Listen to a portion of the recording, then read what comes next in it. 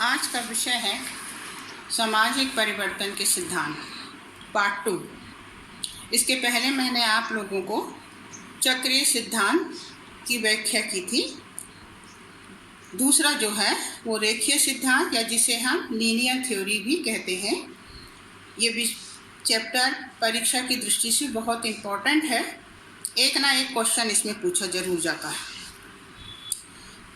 रेखीय सिद्धांत, इस सिद्धांत को जानने से पहले हमें डार्विन के उद्विकास के सिद्धांत को समझना होगा। डार्विन ने 1859 में अपनी पुस्तक ओरिजिन ऑफ स्पीशीज का प्रकाशन किया था, जिसमें उसने स्पष्ट किया था कि 3.6 अरब साल पहले पृथ्वी पर कोई प्राणी नहीं था।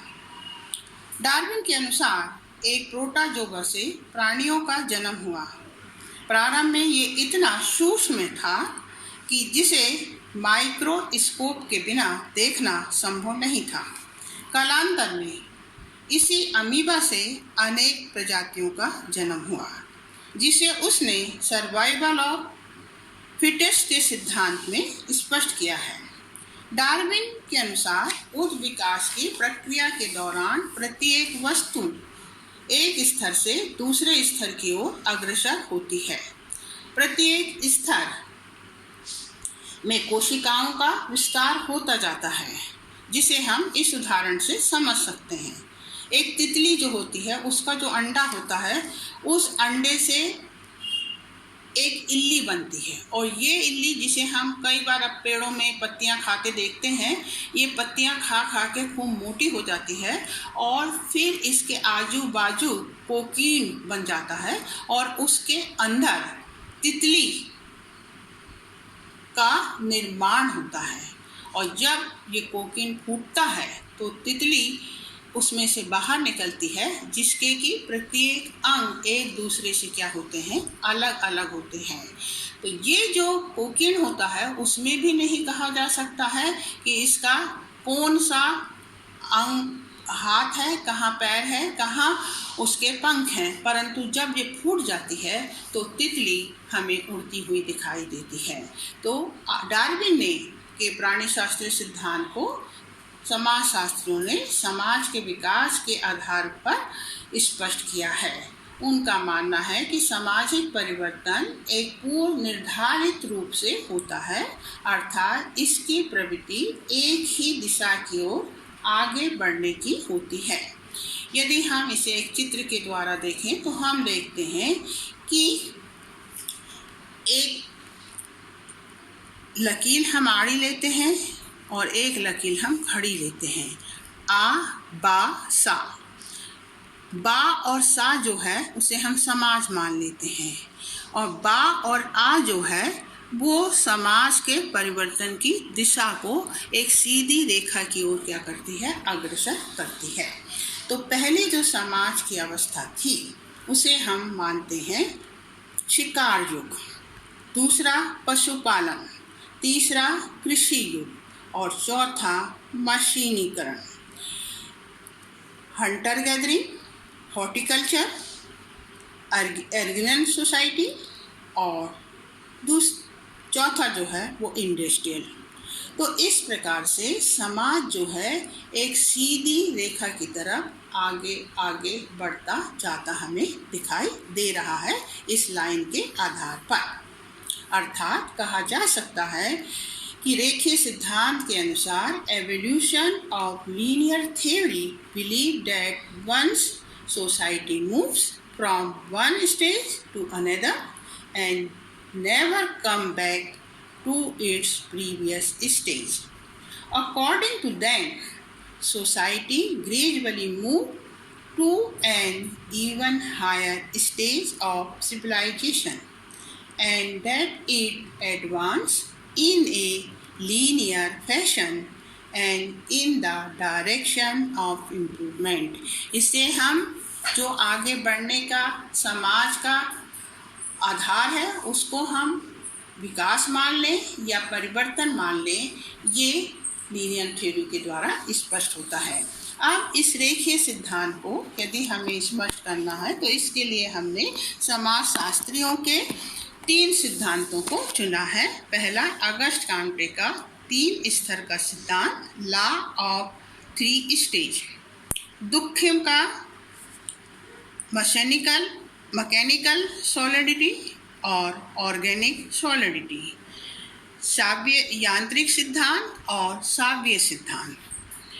तीसरा जो है मार्क्स का भौतिकवादी सिद्धांत, मटेरियलिस्टिक इंटरप्रिटेशन थ्योरी। अब हम इन समाजशास्त्रियों के सिद्धांत को देखेंगे। पहला, अगस्ट काम्टे का सिद्धांत।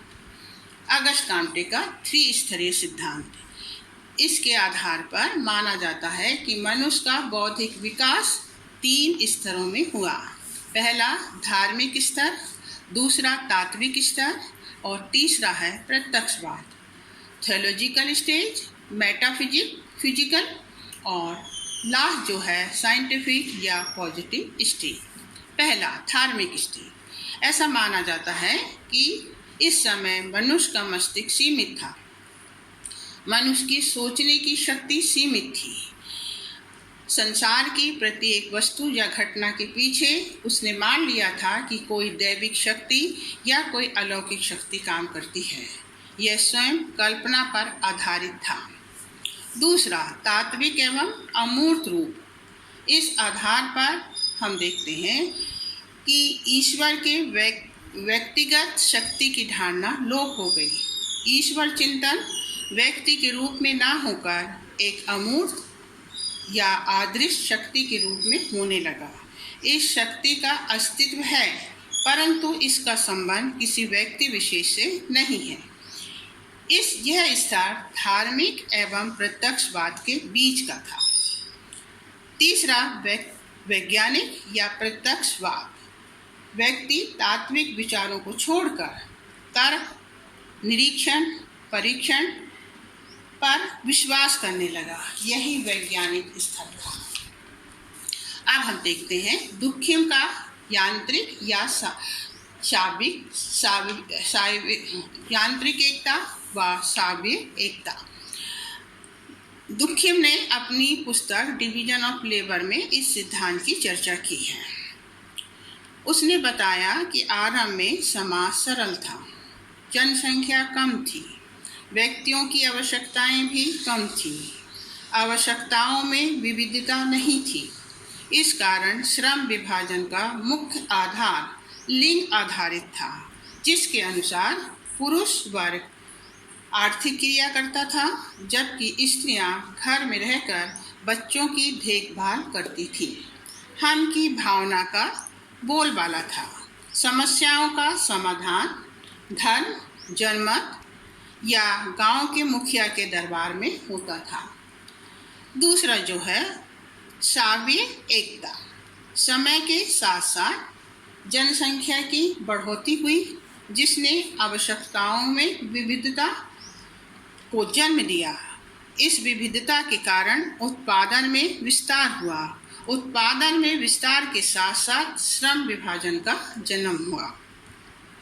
श्रम विभाजन के जन्म के साथ प्रत्येक समूह हर उत्पादन की क्रियाओं में बट गया। हर प्रत्येक समूह में अलग अलग वस्तुओं का निर्माण किया जाने लगा। यह जटिल अवस्था थी।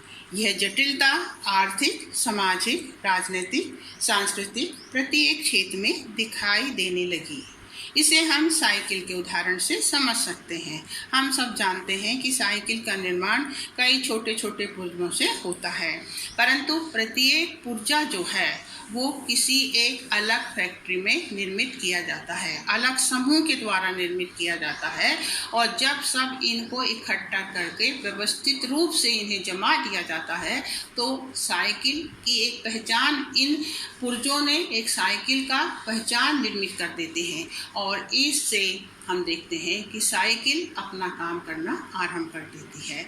किंतु यदि एक नट भी, एक स्थान से हट जाता है तो साइकिल आवाज़ करने लगती है, नहीं तो अपना काम करना बंद कर देती है। इसी प्रकार से दुखिन कहता है कि समाज में भी विभिन्नता के साथ साथ एक सामाजिक एकता बनी हुई है। उसने अपने यांत्रिक सिद्धांत और सावीय सिद्धांत के द्वारा इसी को स्पष्ट किया है। मार्क्स का भौतिकवाद। मार्क्स ने अपने भौतिकवादी सिद्धांत में स्पष्ट किया है कि सामाजिक परिवर्तन का मुख्य कारण उत्पादन प्रणाली में छिपा हुआ है। इतिहास के पन्नों पर देखा जाए तो हम पाते हैं जब जब उत्पादन की प्रणालियों में परिवर्तन आया, समाज में परिवर्तन दिखाई देता है। उसका मानना है कि व्यक्ति को जीवित रहने के लिए भोजन, वस्त्र, मकान की आवश्यकता होती है।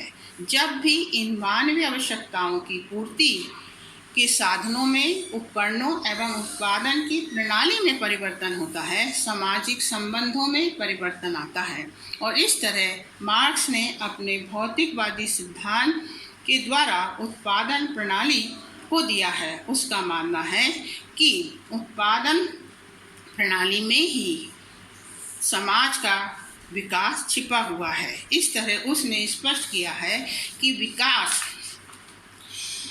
के 5 स्तर हैं। पहला आदिम समाजवाद, दूसरा दास युग, तीसरा सामंतवाद, चौथा पूंजीवाद और 5वां समाजवाद। इस हर स्तर पर समाज परिवर्तित होता रहा, परंतु ये नहीं कहा जा सकता है कि पहला स्तर दूसरे स्तर से अधिक अच्छा था। Marks hold that human society passes through various stages, each even its own well-defined organizational system. Each successive stage comes into existence as a result of conflict with the one preceding it. अब यदि आपको आपका मेरा video अच्छा लगे तो आप उसको लाइक कीजिए, शेयर कीजिए, सब्सक्राइब कीजिए, परंतु कमेंट जरूर कीजिएगा, क्योंकि इससे स्पष्ट होता है कि विषय जो है वो पूरी तरह से बंधा हुआ है।